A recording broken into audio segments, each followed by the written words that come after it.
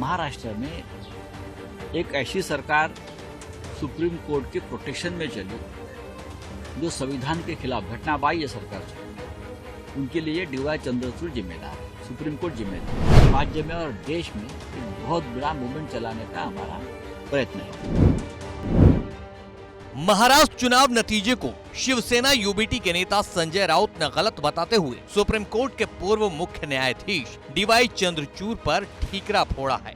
संजय राउत ने कहा कि महाराष्ट्र में पिछले 2.5 साल तक गैर संवैधानिक सरकार चली, वो सब सुप्रीम कोर्ट की देखरेख में हुआ। इसके लिए कोई और नहीं, पूर्व सीजेआई डीवाई चंद्रचूड़ जिम्मेदार हैं। महाराष्ट्र में एक ऐसी सरकार सुप्रीम कोर्ट के प्रोटेक्शन में चली जो संविधान के खिलाफ घटना बाह्य सरकार चली। उनके लिए डीवाई चंद्रचूड़ जिम्मेदार है, सुप्रीम कोर्ट जिम्मेदार है। अब ये जो केयर टेकर गवर्नमेंट है वो भी संविधान के खिलाफ चल रही है। 10 दिन हो चुके हैं, उनके पास भारी बहुमत है, भारी शैतानी बहुमत।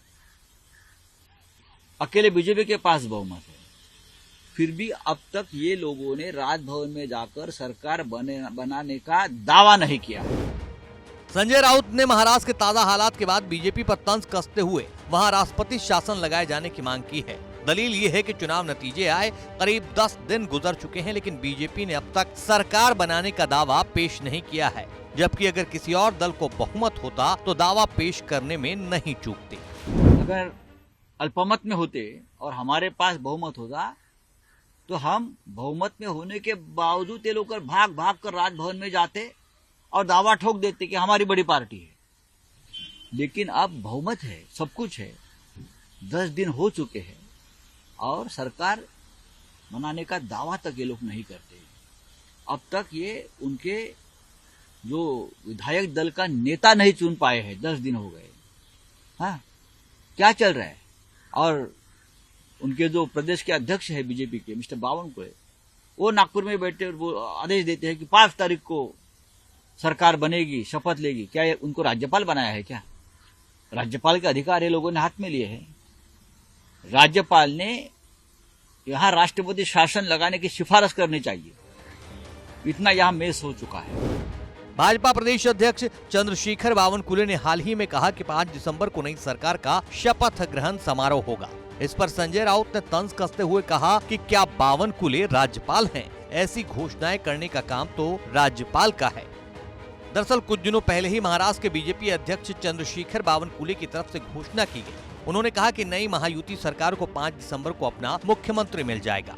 प्रधानमंत्री मोदी की उपस्थिति में आजाद मैदान में मुख्यमंत्री के शपथ समारोह का आयोजन किया जाएगा। हालांकि अभी तक इस बात का आधिकारिक ऐलान नहीं हुआ है कि मुख्यमंत्री कौन होगा, लेकिन बीजेपी सूत्रों ने कहा है कि देवेंद्र फडणवीस का नाम सीएम पद की रेस में सबसे आगे है।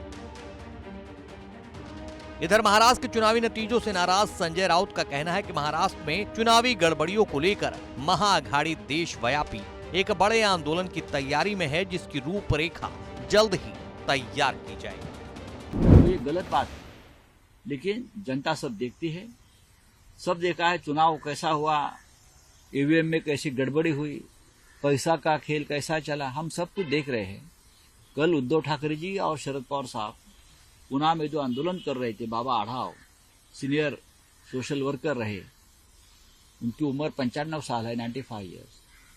तो उनके साथ हम बैठे, उनका मार्गदर्शन भी लिया है और आने वाले दिनों में ये जो सब घोटाला गड़बड़ हुआ है उसके खिलाफ राज्य में और देश में एक बहुत बड़ा मूवमेंट चलाने का हमारा प्रयत्न है।